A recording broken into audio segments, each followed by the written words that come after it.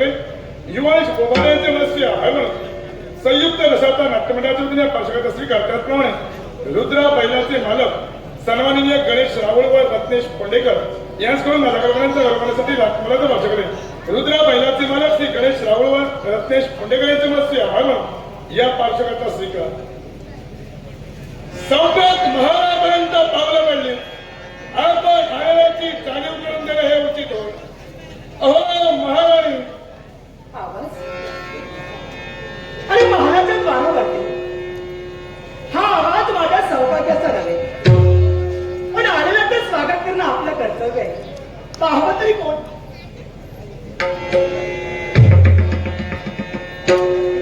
आश्चर्य अनोळखी व्यक्ती माझ्या महालाच्या द्वारावरती कुणी का असल्या महाराणी म्हणून प्रत्येकाचं स्वागत करणं माझं कर्तव्य आहे. या महालात तुमचं स्वागत आहे. समाधान वाटू लागलं. क्षत्रिय धर्म तुमच्या पद्धतीने तुम्ही निभावला पण महाराणी माझी ओळखी मी तुम्हाला करून देतोय. भुवनाच्या ठिकाणी माझं वास्तव्य वज्रांग आणि वरांग्यांचा पुत्र सुरापद्मच्या नेत्रासमोर. नाव तुमचं सुरापद्म मग मला सांगा स्वस्थानाचा त्याग करून माझ्या महालापर्यंत कारणाशिवाय केव्हाही क्रिया घडत नाही. तेच म्हणते आणि केवळ तसंच कारण उद्भवल्यामुळं थेट तुमच्या महालापर्यंत मला यावं लागलं. कारण समजेल काय? महालापर्यंत आलो आमच्या प्रथमतः मी क्षमस्व आहे. कुणाच्याही कधी कुणाच्या परवानगीशिवाय कुणाच्याही महाली कुणी जाऊ नये. पण कारण तसं घडल्या कारण तुमच्या महालापर्यंत मला यावं लागलं. सुरापद्मा आल्याला क्षमा मागितला ते फार बरं केलं. एक मुद्दा माझा तुम्ही कमी केला.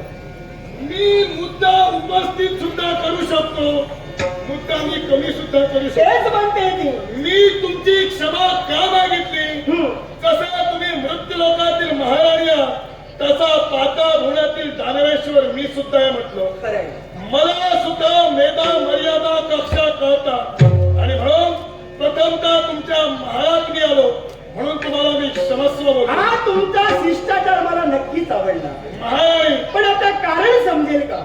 मी इथं मुळाशी कारण कोणता?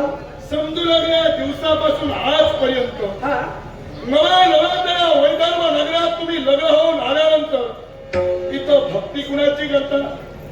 त्या विघ्नहर्त्याची गणपती गजाननाची भक्ती करता. हो केवळ राज्य सुखकर आणि सुखकर व्हावं नव्हे तर केवळ जीवनाचा मार्ग सुखकर व्हावा या महत् उद्देशाला तुम्ही करता. तुमचा उद्देश निश्चितच रास्त आहे. हो ना पण आमची पावलं इथवर पडल्याच्या मुळाशी काय एकच केवळ तुम्ही भक्ती करता किंवा तुम्हाला सुख समाधान मिळावे या उद्देशानं पण त्यात नुकसान हे दानवांचं होतं. आणि ते कोणत्या पद्धतीनं तर देव दानवांचा झालेला संग्राम प्रत्येक वेळी दानवांना अपयश प्राप्त होतं. आणि या अपयशाचं मूळ ज्यावेळी शोधण्यात आलं ते अपयशाचं मूळ हे मृत्यू लोकातील भक्ती हे आम्हाला समजलं. आणि म्हणून ही भक्ती बंद करण्याच्या उद्देशानं पावलं इथवर पडले. आम्ही भक्ती करतोय याचा त्रास तुम्हाला होतोय म्हणजे तुमच्या पायाला आता जेव्हा चटके लागले तेव्हा माझ्या मला तुमची पावलं पडली. नेमकं काय म्हणायचं याला कारण आहे भक्ती मीच करत नाहीये विदर्भातील सारी जनता भक्ती करते. प्रत्येकाला व्यक्ती स्वातंत्र्य आहे. भक्ती कुणी करावी कुणाची करावी हा प्रत्येकाच्या मर्जीचा प्रश्न आहे. ज्या देवाचं भजन पूजन आम्ही करतोय ज्या देवाचा कृपा आशीर्वाद आम्हाला मिळालाय ज्या देवामुळे या विदर्भात सुख जे आम्हाला मिळतंय त्या देवाची आम्ही भक्ती बंद का करावी? तुमच्या मुखातील शब्द म्हणे प्रत्येकाला व्यक्ती स्वातंत्र्य ज्याला ज्याच्या मनाला जसं वाटेल तो त्या पद्धतीने देवाची भक्ती करू शकतो. हो ना मग या तुमच्या वैदर्भ नगरात सारेच गणेश भक्त कसे काय? याला कारण आहे. काय कारण? गणेश यागाला आम्ही प्रारंभ केला आहे आदेश आहे. गणेश यागाचं तंतोतंत पालन करणे हे साऱ्या जनतेचं कर्तव्य आहे. कारण मी जरी महाराणी असली तरी या राज्याचा शास्त्र म्हणजे माझं सौभाग्य आहे. त्याने आज्ञा केली म्हटल्यानंतर राजाच्या आज्ञेचं पालन करणे प्रत्येक जनतेचं कर्तव्य आहे. म्हणून या माझ्या विदर्भात प्रत्येक जनता ही गणेश भक्तच आहे. महाराणी, तुमच्या मुखातील शब्द होते प्रत्येकाला व्यक्ती स्वातंत्र्य आहे. ज्याला ज्याच्या मनाला जसं वाटेल, बुद्धीला पटेल, तो त्या देवाची भक्ती करू शकतो. खरंय. मग तुम्ही सक्तीचा जोखड का ठेवला? सक्तीचा जोखड हे नव्हे. मग तुम्ही कशाला म्हणता? तुम्ही सूचना केल्यात म्हणजे सूचनेच्या तुमच्या पालन व्हायला हवं. दानवेश्वर, सक्ती आणि जोखड यात फरक आहे. मी काय आणि म्हणतो? सक्ती तुम्हाला काय म्हणायचं माझ्या लक्षात आलं. हा. तुम्ही सांगता मी सक्तीचं जोखड ठेविलं म्हणून ही विदर्भातील जनता भक्ती करते. ही सक्ती नव्हे. आणि दुसरी गोष्ट, भक्ती जर कुणी केली नसेल तर त्याला शासन करावं हा सुद्धा आम्ही नियम घालून दिलेला नाहीये. मग सूचना तुम्ही का केला? याला कारण आहे, हा. त्या देवाचा कृपा आशीर्वाद आम्हाला हवाय. प्रत्येकाला वाटतं देवाचा आशीर्वाद हवा. भक्ती या विरोधात तुम्ही बोलता, पण मी तर असं म्हणेन, हे मला सांगण्यापेक्षा या राज्याचा शास्त्र कोणीतरी आहे ना, मग माझं सौभाग्य असताना त्यांच्यापर्यंत न जाता आपण माझ्यापर्यंत का? तुमच्यापर्यंत आवाच्या मुळाशी गाणेकच कोणता? माझा बंधू सिंहमुख हा, केवळ तुमचं हे केवळ सौभाग्याचे धनी त्यांच्यापर्यंत गेले.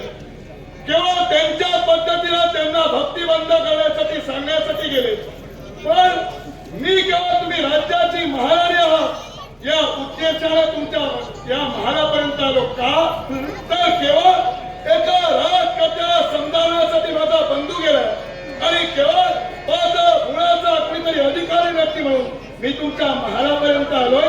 याच्या मुळाशी कारण ही गणेश भक्ती बंद व्हायला हवी. म्हणजे तुमचा बंधू सिंहमुख आमच्या साम्राज्यात आला, माझ्या सौभाग्यात आणि त्यांचा संघर्ष झाला.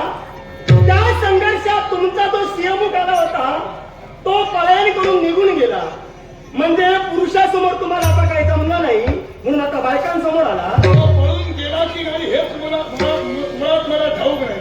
आणि तो जर का पळून गेला असता तर मी राजकर्त्याकडे गेलो होतो. मग तो साधारण कुठे गेलाय याची कल्पना तुम्हाला आहे की काय? महाराणी, राज दरबारात घडलेल्या गोष्टी, राज दरबारात कोणत्या पद्धतीने त्यांचं हितागुत झालं हे सांगण्यासाठी सिंहमुख माझ्यापर्यंत आला नाही. जे आम्ही ठरविलं होतं त्या पद्धतीनं राजकर्त्यापर्यंत सिंहमुख गेला आणि तुमच्यापर्यंत मी आलो. मग मला सांगा, हा? भक्ती या शब्दाचा विरोध तुम्हाला आहे. भक्ती या शब्दाचा अर्थच मुळी असा होतोय, परमेश्वराच्या चरणी सारं समर्पित करून कुठल्याही फळाची अपेक्षा न धरता देवाला शरण जाणं म्हणजे भक्ती होय. आणि जी भक्ती करतोय ती जनतेच्या परमार्थासाठी. आता मला सांगा, तुम्ही तुमच्या जीवनात कधी भक्ती केलीच नाही की का? तुमच्यापेक्षा कठोर तपश्चर्या आम्ही केली. केलात ना? मग हे सारा तुम्ही मिळविला हे भक्ती करूनच मिळविला. मग तुम्ही करता भक्ती ती चालते, आम्ही करते मग तुमच्या पोटात दुखते की काय? माझ्या पोटात दुखलं तर मी त्याच्यावर औषधोपचार करेन. कधी? गेल्यानंतर? पोटात कुणाच्या दुखून कधी कोण मरत नाही. हा.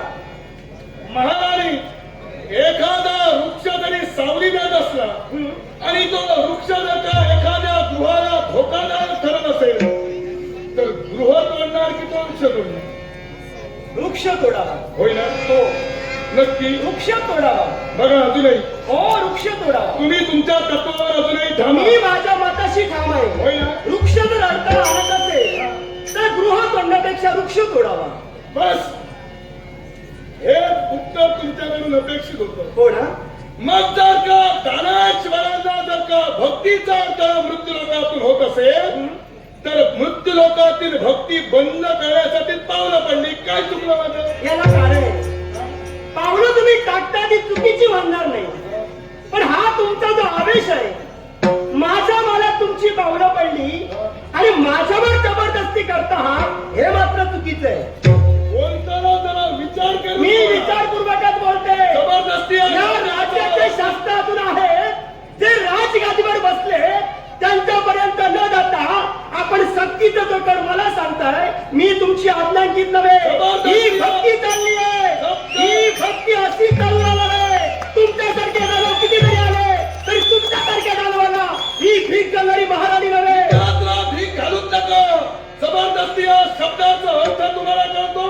मी सक्तीनं म्हटलं. मी ऐका. हा? नंतरचा पुढे आणि पुढचा नंतर करू नका. जबरदस्ती या शब्दाचा अर्थ तुम्हाला कळतो की नाही? नक्कीच कळतोय. मग जबरदस्ती मी तुमच्यावर काय केली? जबरदस्ती हीच करता आहात की भक्ती बंद करा.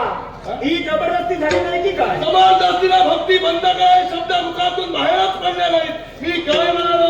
ते? ही तुमची चाललेली गणेश भक्ती बंद व्हावी या उद्देशाने पावलं पडली. मग हा तुमचा उद्देश केव्हाही सफल होऊ मग शकत तुम्ही नाही. जबरदस्ती हा शब्द कसा काय उचलला? याला कारण आहे. काय?